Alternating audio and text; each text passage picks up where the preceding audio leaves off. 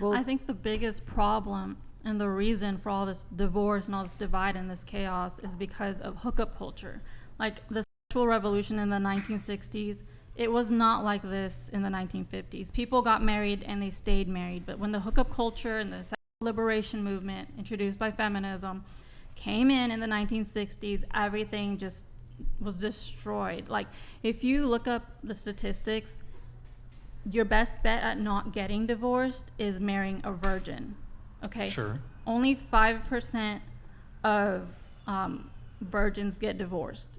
So if you get married and you haven't had past sexual partners, you don't have all this comparison that you're playing in your mind when you're having sex. You're not thinking you have other options. You're not thinking you can just have this with somebody else. But the hookup culture and the sexual the sexual revolution is what screwed up this country and this society.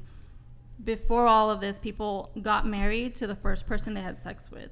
So if you want to fix the divorce, you have to go back to stop sleeping around. The person that you have sex with, you consent sex to that person, stay with that person. Just be married. I don't think feminism is the reason that Tiger Woods cheated on his wife. A lot of high status men, they can exercise their options more. So like you're looking at the outcome instead of the causes for why those women filed divorce. And in a lot of those instances, there was adultery. Sure. And but feminism is what told women that being loose sexually is what empowers you. You are empowered if you're naked. You're empowered if you're on a camera, stripping down naked and doing sexual acts for a bunch of perverts on the internet. How did that empower those men to cheat? She's saying that some of the men that I listed, they were the ones that were cheating.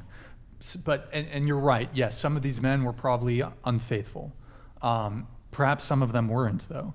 Mm-hmm. And perhaps it's also the case that there may have very well been, going into a relationship, look, we don't know the details of these relationships. Maybe there's some understandings in terms of these men having mistresses.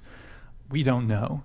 But at the end of the day, these are exceptionally attractive men who are wealthy and high status who were divorced by their partners. So, I mean, I don't know. They were also married to very beautiful, exceptional women. Sure. And look, I don't know if we should, a lot of these men are in Hollywood and athletes. I don't know if we should be looking to Hollywood and athletes as Hollywood pushes romantic sexual degeneracy, so they're definitely not. But I guess let me ask a question, and why I am averse to marriage. My experience has been when it comes to relationships, and I've heard this from other men, is that in my relationship experience, women tend to overwhelmingly initiate breakups. That's true. And women overwhelmingly initiate divorce. So, like, a lot of men are looking at what's going on, and we hear the stories from other men of, oh, I got took to the cleaners, 20 years of alimony. I'm going to be paying this woman who is probably capable of working. I'm going to be paying her for 20 years.